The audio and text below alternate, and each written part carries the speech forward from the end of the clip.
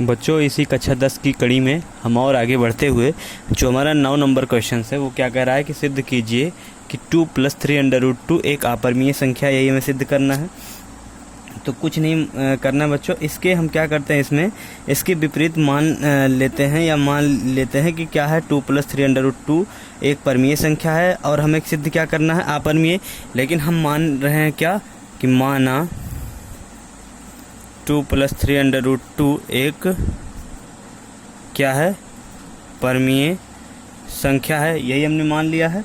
अर्थात यह अभाज्य ऐसी संख्याएं हैं जो ए बी ज्ञात कर सकते हैं। क्यों? जैसे हम इसे लिख सकते हैं क्या, 2 + 3√2 बराबर कितने के है, ये ए बाई बी के, कोई प्रॉब्लम।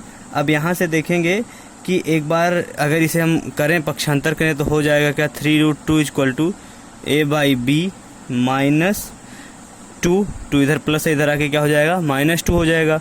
अब इसी में और आगे बढ़ें तो हम इसे क्या और लिख सकते हैं भैया, ये हमारा हो जाएगा a - 2b/b। इसे सॉल्व कर रहे हैं, ठीक, a फिर b का गुणा इससे कितना हो गया, a - 2b/b। ठीक है बच्चों। अब देखिए क्या होगा, अगर हम इसे और भी वेरीफाई करें तो ये 3√2 बराबर इतना हो गया और √2 बराबर क्या हो जाएगा, √2 बराबर इधर गुणे में है तो इधर आके किस में हो जाएगा, भाग में, तो हो जाएगा a - 2b/3b। ठीक, किसी को कोई डाउट? जहाँ a और b आपका क्या है, एक पूर्णांक है, या हम लिख सकते हैं चूँकि a तथा b एक क्या है, पूर्णांक है। ठीक, तो a b अगर पूर्णांक है तो a - 2b अतः क्या हो जाएगा, a - 2b/3b एक क्या है, परिमेय संख्या है। ये हो गया, अब तक इतनी चीज़ें समझ में आई। अर्थात √2 एक क्या है, परिमेय संख्या है। भाई ये अगर आपकी एक परिमेय संख्या है तो √2 भी आपकी एक क्या हो जाएगी, परिमेय संख्या।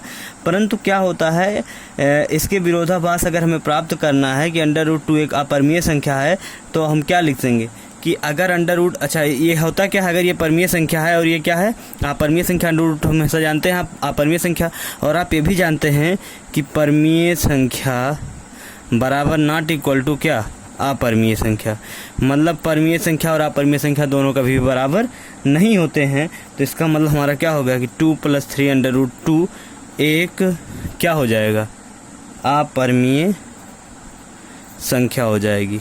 ठीक, यही हमें सिद्ध करना था। ठीक बच्चे, अब अगले क्वेश्चन की तरफ 10 नंबर पे चलते हैं। 10वां क्वेश्चन क्या कह रहा है, देखिए 10वां क्वेश्चन कह रहा है कि निम्नलिखित में से परिमेय संख्याएं और अपरिमेय संख्याएं कौन कौन सी हैं।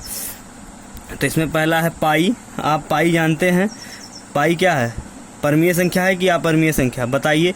ये हम जब परिमेय अपरिमेय पढ़ा रहे थे तो इसको हमने बहुत ही अच्छे से बताया था कि परिमेय है कि अपरिमेय है। तो पाई आपकी क्या है, अपरिमेय है, और 22/7 आपका क्या है, परिमेय है। ठीक, फिर और आगे चलें अगर हम कि 3.14 ये आपकी क्या है, ये भी आपकी जो है 3.14 बच्चे क्या है, ये भी आपकी परिमेय है, क्योंकि ये क्या है 22/7 का मान है। और अगर हम चलें √0.9 तो ये आपकी क्या है, अपरिमेय है। तो ये 9वां और 10वां क्वेश्चन का आंसर था।